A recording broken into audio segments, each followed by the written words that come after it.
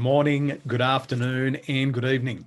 Our guest today is a search engine optimization expert by day and a digital marketer and online consultant by night. He knows exactly how to get results in business that creates new opportunities, generate more leads, and find new customers. And today he's going to show you how to avoid the vacuum of miscommunication in marketing. Would you please put your hands together and help me welcome to the Win Sales Now podcast, our good friend, Prosper. Welcome, Prosper. Thank you so much. You know, when you were talking, I was wondering who you're talking about. And it dawned on me that it was me. So thank you so much. It's amazing. You were saying before that the internet never forgets. And our first connection was 27th of November, 2017. And I'd never replied to your message. Could you believe that? Oh my gosh. Oh my God, you're so rude. I'm terribly rude. Let's blame it on the NBN, you know, because sometimes the bandwidth is lagging. So you never know when the messages are delivered, but it's all good now. 100%.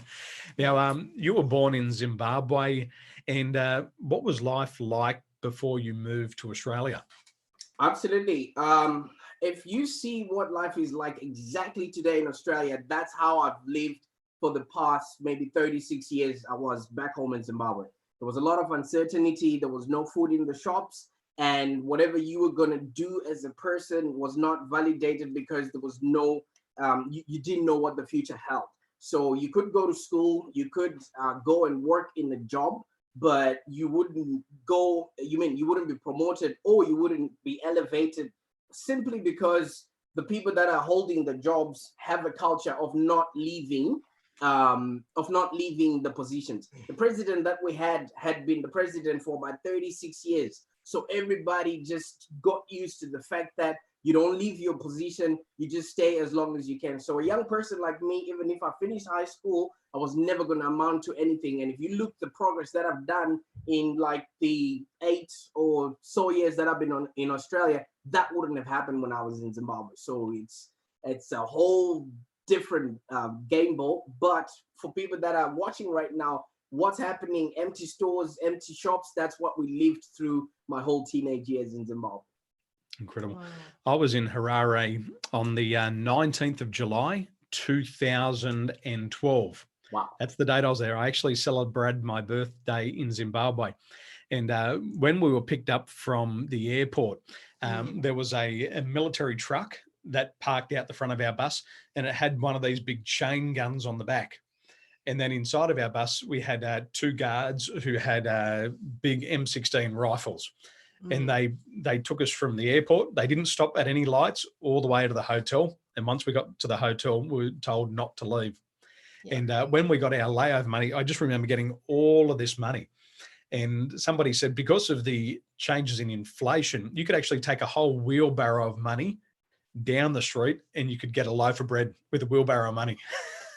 Absolutely. You see, that kind of money, I will give you a specific example. If you walk into Coles right now, and maybe you want to buy a liter of milk or something like that, by the time, you know how they put the fridges at the back of the shop, right? By the time you walk into Coles and then they say a liter of milk is $1, you go all the way to the back of the shops, and then if you come back to come and pay for it, that price has gone up maybe 5, 6, 7 times. So that's how bad the money was,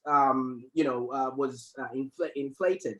And you couldn't do any business plans. You couldn't think ahead or even invest, because whatever money you put in, it's not going to have any value by the time you click send or you complete the transaction. So it was terrible. A totally different world. It's amazing. And we had a great time. I had my birthday there, had some great food. I didn't get to look around anywhere. Yeah. But I remember that when my birthday cake came to the door of the hotel, I was sung a very beautiful song. So a lot of good memories. Remind me to sing you a Zimbabwean song after we're done with this. Okay, let's do it. You're on. Now, for Australians right now, you know, we're going through COVID-19, we're going through times of rapid change. What are some of the mistakes that Australians are making with their marketing in today's environment? Absolutely. You see, right now, it's everybody is confused as to how to reach out their customers, what messages, or who exactly wants to buy their products. A lot of people are not being specific about what business they actually are in.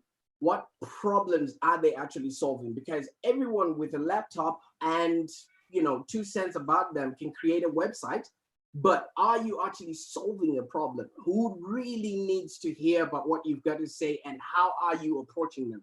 So, that's one really big thing that a lot of people are not addressing. What business are you actually in? So, if I can give you an example, I'm in the business of building business builders in the same way that Rolex is in the business of luxury. They are not a watch company, all right? They are a luxury business, all right? So if you figure out what is it that you actually solve and why would people come and knock on your door, it will make it so easy for people to relate to who you are based on your message and how you reach out to them. I like that. We were talking with our customers just the other day about the importance of what we call psychographics.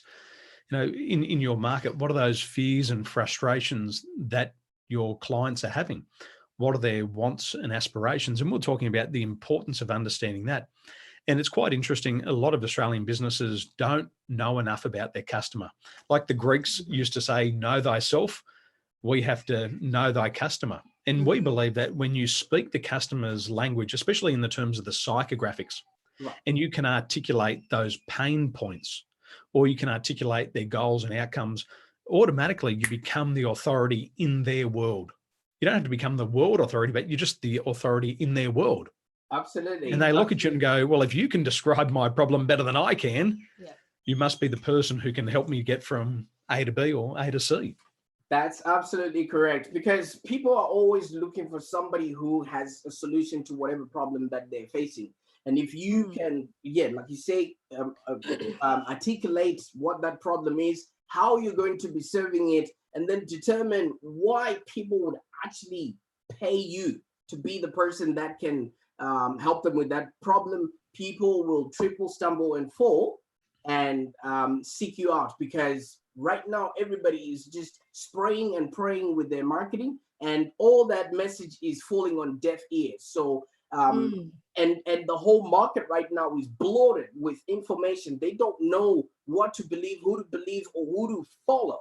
But if your message is direct and people have an understanding that you have an understanding of their pains, an understanding of what payoff they're actually going to walk away with, that means they have little decisions to make in order to decide to go with you or not. So your job as a business person right now is to make sure that people have very small decisions to actually make in order to decide whether to go with you or not as a business, because everybody's also a Me Too type business, especially in our industries right now.